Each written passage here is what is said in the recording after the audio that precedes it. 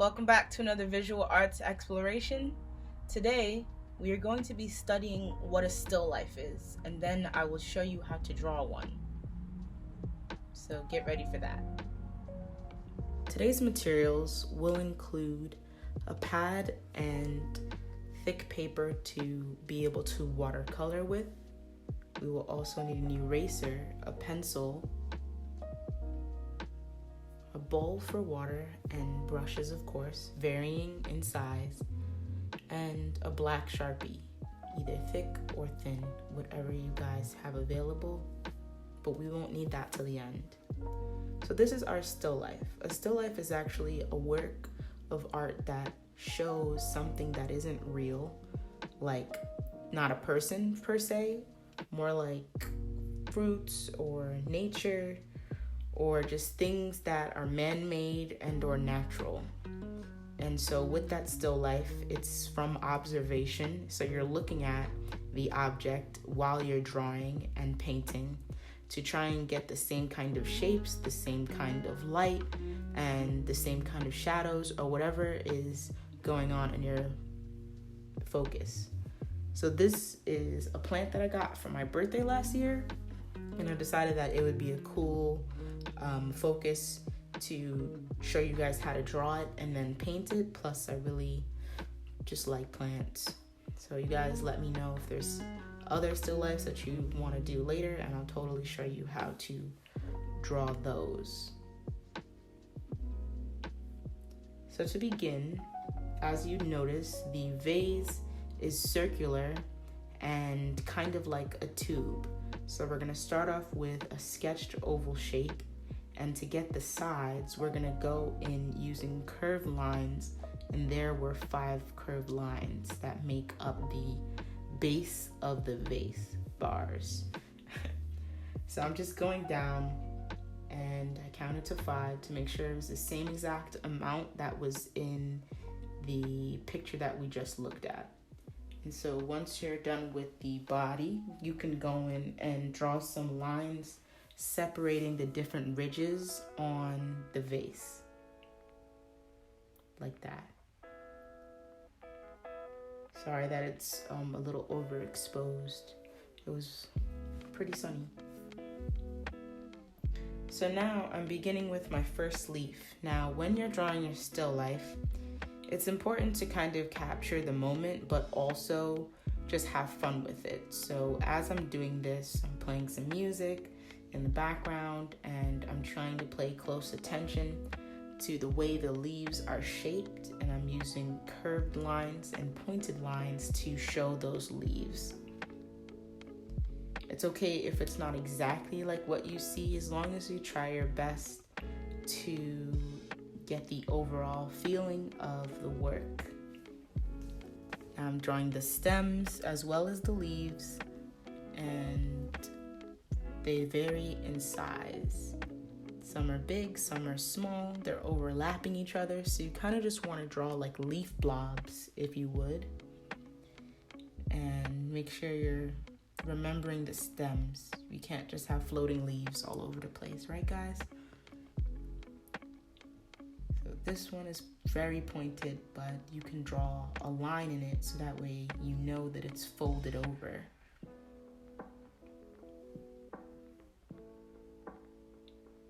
In with the leaf in the front that's kind of folded forward, and make sure you're coming out to the right for that other leaf. It's pretty big, and then there was another one above it.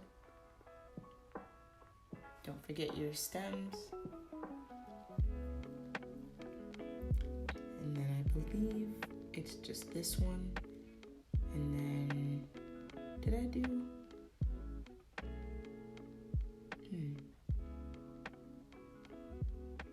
yeah, that was pretty much it. But always take a closer look, because I almost forgot this big one right here. They're just on top of each other and they overlap. And so that right there, this triangle at the bottom, is just the book that it's on. There we go, the sun went away, so now you guys can see it a bit better. So now I'm just going back in and darkening up our details because we are getting ready to watercolor, and I'm erasing a bit of the pencil so it's a bit more clean. Not too much, but you want it some clean lines, if that's the way you like it. If you don't, then do it how you feel. Now, the vase was like a turquoise-y color, so right now I'm doing the lighter part of it, which is on this side. Now I'm doing just a light teal on that side, and then on the other side I'm actually going to do a darker bluish teal, because if you'd notice from the picture before, it was in shadow, and so even on the other side it was a lot lighter. So in the middle it's dark, and then on the sides it was lighter. So I'm just doing the black for the book that it's leaning on real quick.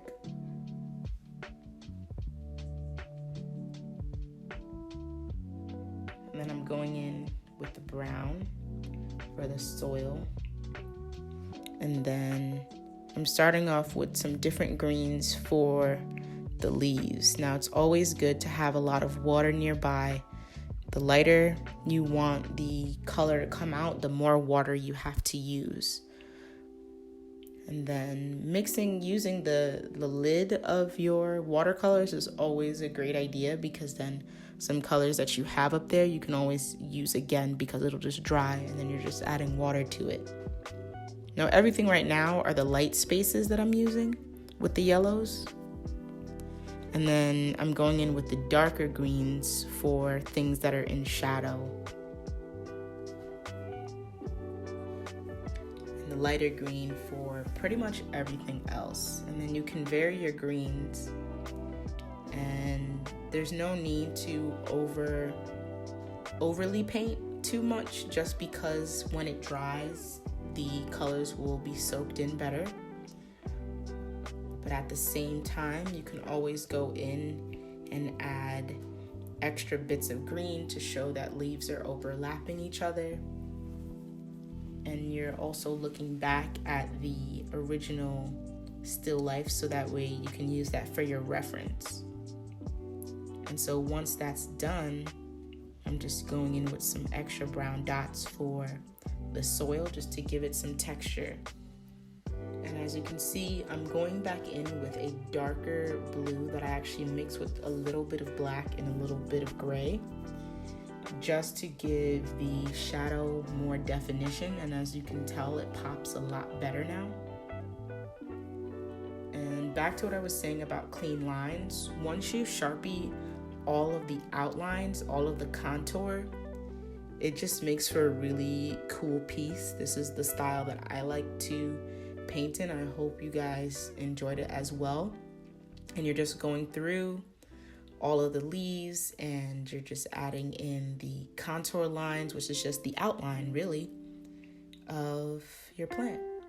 And I'm just cleaning up the sides, and voila, there you have it.